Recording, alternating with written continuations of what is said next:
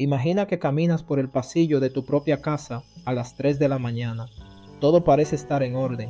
Las luces están apagadas, las puertas están cerradas con llave y tu familia duerme en lo que debería ser el lugar más seguro del mundo.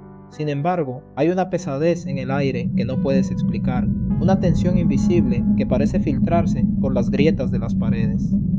A veces se manifiesta como una discusión repentina por algo insignificante, un patrón de ansiedad que no te suelta, o una sensación de que, a pesar de tus oraciones, hay algo que ha echado raíces en tu hogar. Lo que la mayoría de los creyentes no comprenden es que el mundo espiritual opera con una precisión legal asombrosa.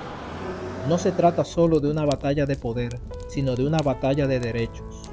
En el griego original del Nuevo Testamento, hay una palabra específica que Pablo utiliza en su carta a los Efesios que actúa como la llave maestra para entender por qué la oscuridad logra encontrar una rendija en nuestras vidas privadas. Esa palabra es topos. Y para descifrar el código de esta palabra, primero debemos transportarnos a la ciudad donde fue escrita originalmente esta instrucción, Éfeso. Hace casi 2000 años, Éfeso no era un pueblo pequeño, sino una metrópoli de 250,000 de personas, saturada de poder espiritual y prácticas ocultas. En el corazón de la ciudad se alzaba el templo de Artemisa, una de las 7 maravillas del mundo antiguo, una estructura colosal donde la economía, la política y la religión se fusionaban en un sistema que rendía culto a lo creado por encima del creador. Los habitantes de Éfeso vivían en un mundo donde los pergaminos de artes mágicas eran tan comunes como la moneda, y el miedo a los poderes invisibles dominaba cada aspecto de la vida cotidiana.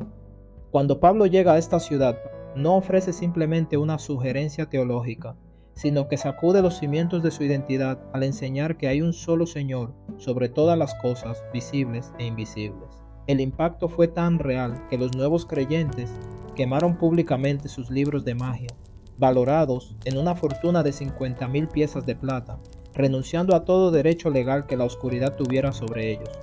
Es en este contexto de guerra espiritual activa donde Pablo, años más tarde y encadenado a un soldado romano, escribe la advertencia definitiva en Efesios 4:27: ni deis lugar al diablo. La palabra topos significa literalmente un lugar geográfico, un puesto o una habitación, pero en el contexto del alma y el hogar se refiere a un punto de entrada o una propiedad que le cedemos al enemigo. Imagina que tu hogar es una propiedad legal. El topos es como una escritura que le entregas a un extraño para que se siente en tu sala de estar. Pablo no dice que el diablo simplemente entra por la fuerza, dice que nosotros le damos el lugar. Y aquí es donde el análisis se vuelve profundo. ¿Cómo le entregamos, sin darnos cuenta, un derecho legal a la oscuridad para que opere en nuestro territorio más íntimo? La respuesta se encuentra en una estructura que el canal de referencia llama la escalera de las aperturas. Y el primer escalón es algo que casi todos subestimamos: la ira alimentada o parorgismos. En Efesios 4:26, Pablo lanza un mandato que suele malinterpretarse: airaos, pero no pequéis. Reconoce que existe una ira justa contra la injusticia, pero inmediatamente añade un límite de tiempo: no se ponga el sol sobre vuestros parorgismos. Esta palabra, parorgismos, es un compuesto que describe a alguien que toma su enojo, lo sienta a su lado y lo convierte en su compañero de cama. Es la ira que abrazas mientras duermes, la que calientas en tu pecho y con la que te despiertas al día siguiente para llevarla al desayuno. Pablo enseña que esta clase de enojo alimentado es lo que crea un topos, un lugar geográfico en tu vida donde el enemigo tiene permiso para instalarse. Cuando permites que el resentimiento pase la noche en tu casa, le has firmado un contrato de arrendamiento a la oscuridad. Por eso, el primer secreto para cerrar los puntos de entrada es comprender que el perdón no es una opción emocional, sino una necesidad legal. En el Nuevo Testamento, la palabra para perdón es afiemi, un término que antes de ser espiritual era puramente económico y legal. Afiemi significa literalmente cancelar una deuda o enviar lejos. Cuando alguien te hiere en tu hogar, se crea una deuda espiritual. Sientes que esa persona te debe una disculpa, un cambio de actitud o una compensación por tu dolor. Si retienes esa deuda, te mantienes encadenado legalmente al ofensor y, por extensión, mantienes la puerta del topos abierta. El perdón bíblico es el acto unilateral de decir: cancelo esta deuda en mis libros y envío al deudor lejos de mi juicio personal. Es un acto de libertad para ti, no necesariamente para el otro. que le quita las manos al enemigo del volante de tu vida emocional. Sin afiemi el topos permanece activo, permitiendo que la amargura actúe como un imán para el caos familiar. Sin embargo, para cerrar estos puntos de entrada de forma definitiva, no basta con perdonar. Necesitamos activar el protocolo de protección que el Antiguo Testamento denomina shamar. Esta palabra aparece por primera vez en el Génesis cuando Dios le pide al hombre que guarde o llamaré el jardín. Su raíz significa cercar con espinas.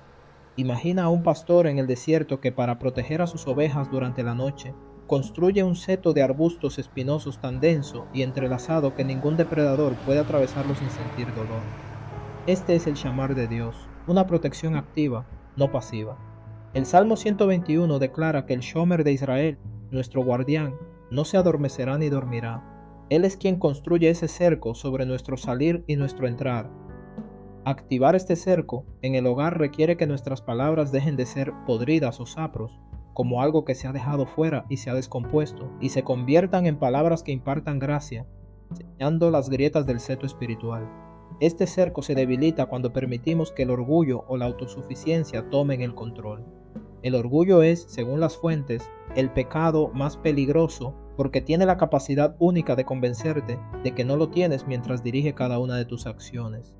Es el virus invisible que opera en el trasfondo, agotando la batería espiritual de tu familia sin que puedas encontrar la aplicación que lo causa.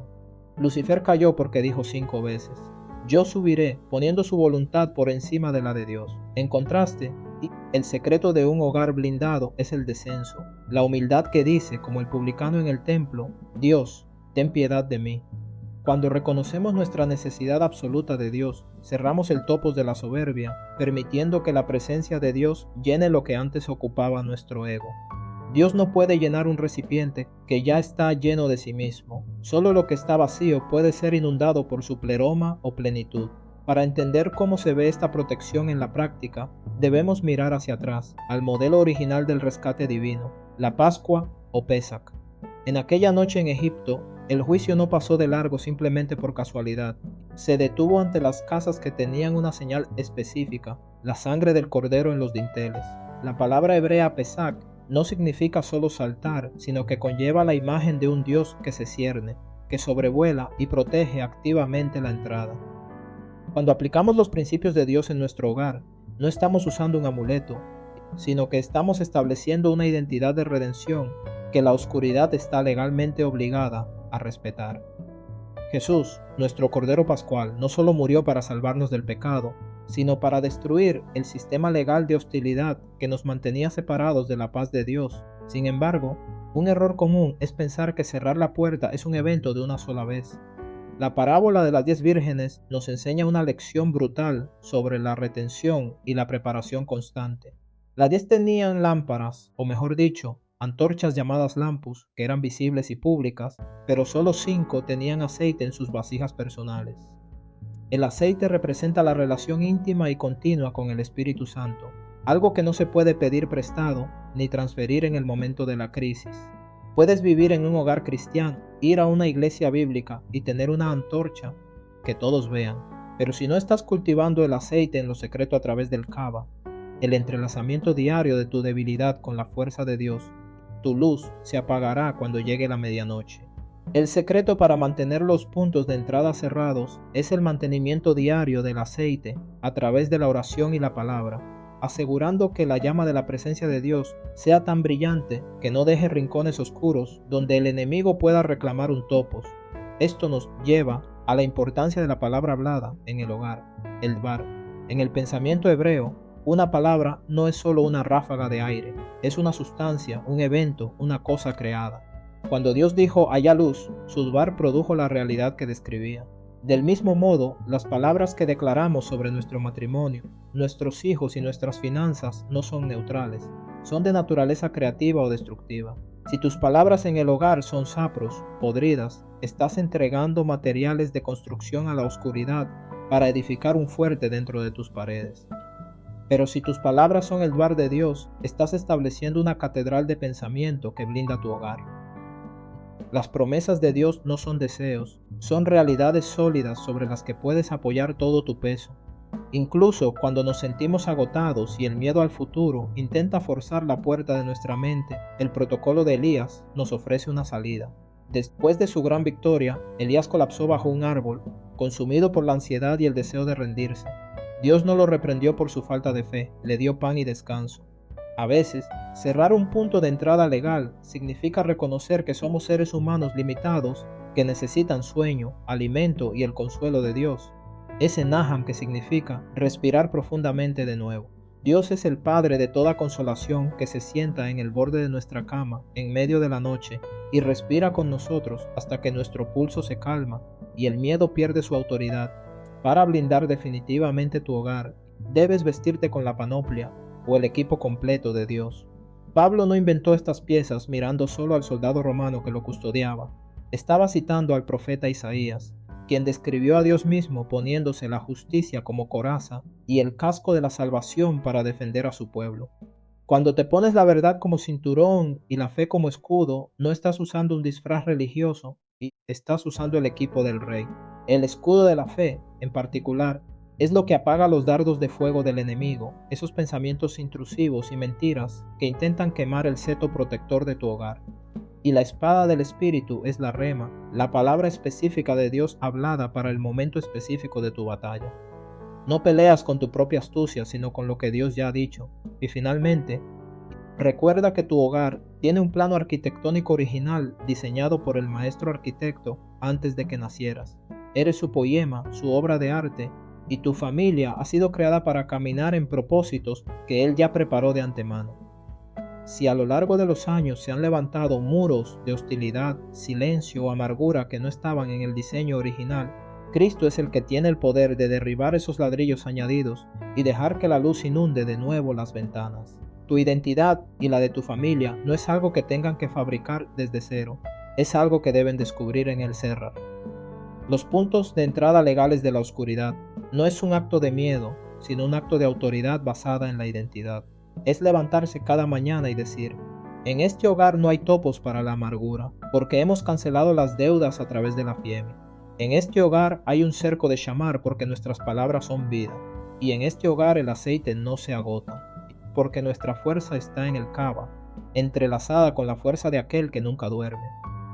Tus circunstancias no son el techo de tu vida, son el lugar asignado por el Rey para que demuestres que su gracia es suficiente y que su poder se perfecciona en tu debilidad. El Dios que dio su vida para redimirte es el mismo que está hoy a la puerta de tu hogar, no solo para visitarte, sino para ser el guardián eterno de todo lo que amas. Vive hoy con la certeza de que el topos ha sido cerrado, la deuda ha sido pagada y tu hogar es ahora un territorio soberano de la luz.